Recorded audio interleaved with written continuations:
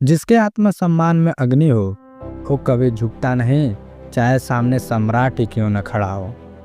महाराणा प्रताप ने हमें सिखाया है कि सफलता झुकने में नहीं, डटे रहने में है। कल्पना कीजिए, एक राजा है, जंगल में पत्तों की रोटी खा रहा है। उसकी बेटी भूख से रो रही है। सिर पर छत नहीं, सैनिक बचे नहीं, घोड़े की जगह बैल पर सवारी करनी पड़ रही है। दूसरी ओर एक बादशाह है, अकबर, जिसकी फौजें लाखों में है। दौलत की कोई कमी नहीं और सारा भारत उसके सामने नतमस्तक है। फिर भी वो राजा जो भूखा है, थका है, टूटा हुआ है, अकबर के सामने झुकता नहीं। वो है महाराणा प्रताप। यह कोई फिल्मी कहानी नहीं है, यह भारत की मिट्टी से निकली एक असली ज्वाला की कहानी है, जो आज भी हर दिल में देशभक्ति की लौ जलाती है। नमस्कार दोस्तों, फिर से स्वागत है आपका अपना चैनल बिंदास टून में।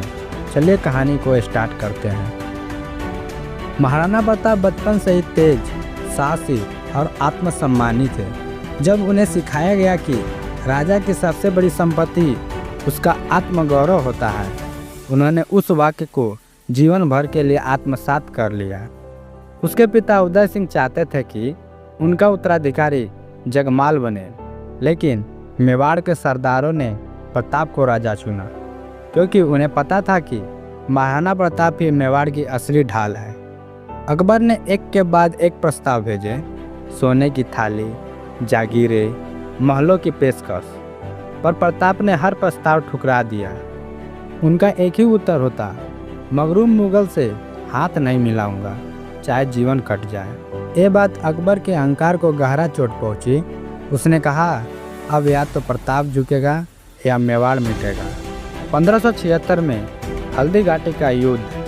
महाराणा प्रताप की सेना करीब 20,000 सैनिक थे। अकबर की सेना 80,000 से भी अधिक थे। लेकिन युद्ध सिर्फ संख्या में नहीं, आत्मबल से जीते जाते हैं।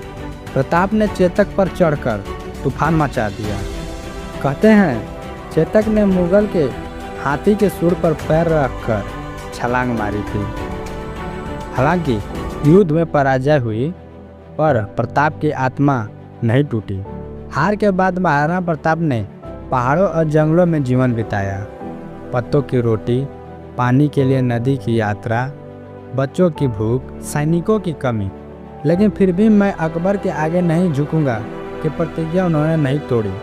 एक बार उनकी बेटी भूख से रोई तो उनकी आंखों में आंसू निकल आए, पर खुद को संभालते हुए उन्होंने कहा, जब बेटियों के आंसू बहते हैं तो राजा के लिए आत्मसम्मान को और तेज जलना चाहिए।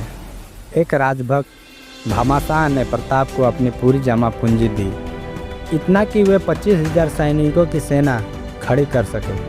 प्रताप की आंखों में आंसू आ गए। ऐसे देशभक्त हो तो हार भी जीत बन जाती है। इसके बाद प्रताप ने धीरे धीरे मेवाड़ के कई दुर्ग वापस जीत लिए, चावंड को राजधानी बनाया और वहां से नया युद्ध संचालन शुरू किया। महाराणा प्रताप कभी मुगलों की अधीनता में नहीं आए।